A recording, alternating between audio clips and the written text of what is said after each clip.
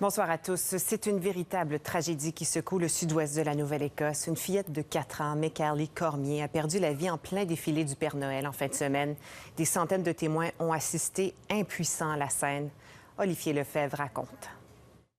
On a vu son père déchiré, passer direct devant nous autres, qui criait pour sauver sa petite fille. Puis on pensait dans son cœur, on savait qu'il n'y a pas de façon qu'il aurait pu la sauver.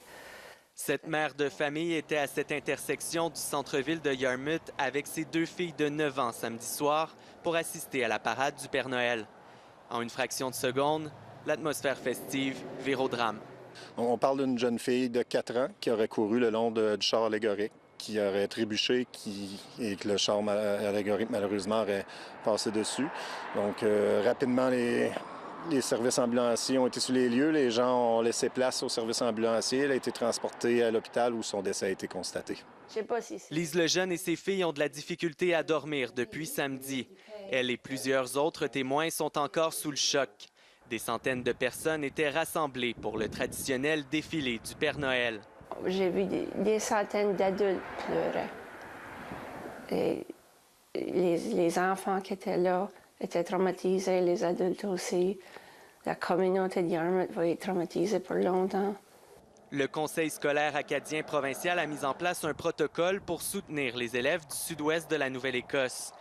Les filles de Lise Lejeune ont d'ailleurs reçu la visite d'un intervenant à leur école primaire lundi matin à Meteghan. Les élèves, à la fin de la journée, peuvent se sentir tristes, ils peuvent se sentir confus, ils peuvent se sentir comme si rien ne se passait. Puis, alors, il y a toutes sortes d'émotions qui vont sortir à la fin de la journée. L'incident fait l'objet d'une enquête de la GRC. Le char allégorique a été saisi par la police.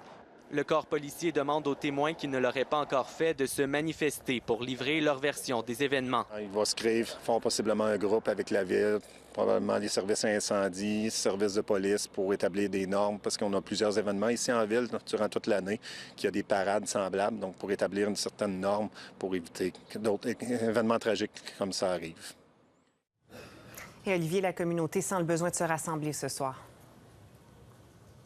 Oui, Karine, une veillée à la chandelle qui est prévue ici dans un peu moins d'1 heure au centre-ville de Yarmouth. Derrière moi, vous pouvez voir le parc Frost. C'est là où les citoyens, la communauté va se rassembler pour rendre un hommage en mémoire de cette petite Mickaëlie Cormier, 4 ans, qui est décédée samedi soir pendant le défilé du Père Noël. Ça s'est produit à environ 1 kilomètre d'ici, au centre-ville de Yarmouth. Donc, vous l'avez dit, on sent le besoin de se rassembler.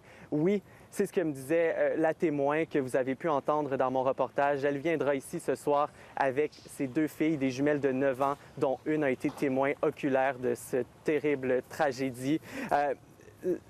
Sinon, je voulais vous informer aussi d'ailleurs qu'il y a eu de l'aide psychologique qui a été non seulement offerte aux étudiants, aux élèves des écoles primaires du CSAP, mais aussi aux premiers répondants aujourd'hui, aux pompiers, aux ambulanciers, aux policiers qui étaient sur cette scène samedi soir. Sinon, il y aura aussi de l'aide psychologique à l'école, la prématernelle que fréquentait la victime à partir de demain. C'était fermé aujourd'hui. Donc, cette petite victime qui laisse dans le deuil ses proches, sa famille, un frère, une sœur, des parents. Très difficile aujourd'hui ici à Yarmouth. Oui, et toute une communauté. Merci beaucoup, Olivier. Au revoir.